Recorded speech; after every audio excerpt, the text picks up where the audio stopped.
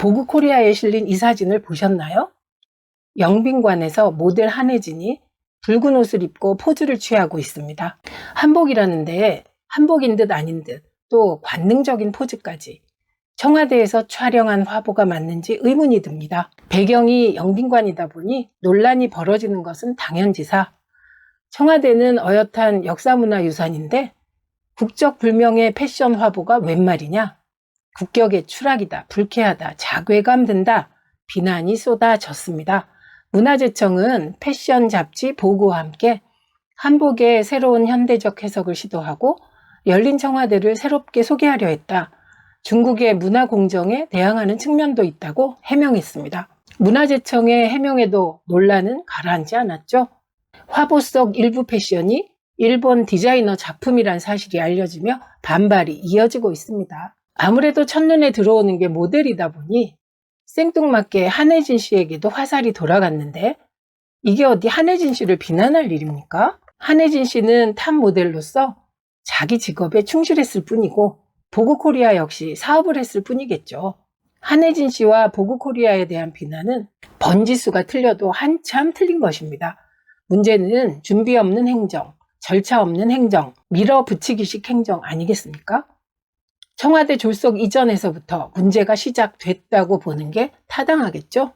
처음에 청와대 광화문 이전을 얘기하다가 갑자기 용산 이전으로 바뀌고 별다른 국민 설득 없이 국방부를 이전시키는 등 무리에 무리를 빚어왔습니다.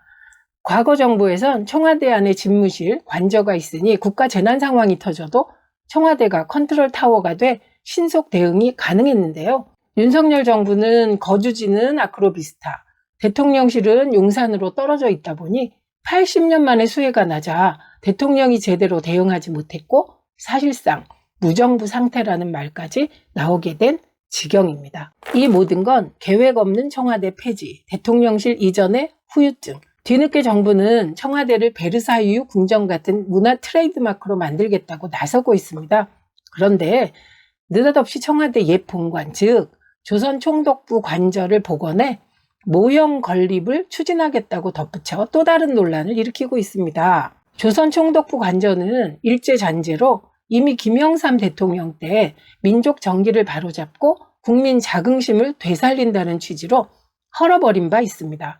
그런데 이걸 복원하겠다고 나서니 친일 논란이 안 나올 수 없지 않겠습니까? 민주주의 사회는 절차적 정의가 보장되어야 합니다.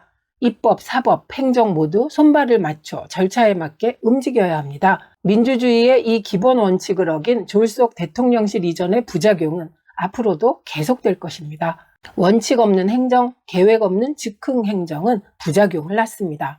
국민을 불안하게 하고 혈세를 낭비합니다. 지금이라도 국회는 대통령실 졸속 이전 문제에 대해 후속 처리를 논의하고 대책을 마련해야 하지 않을까요?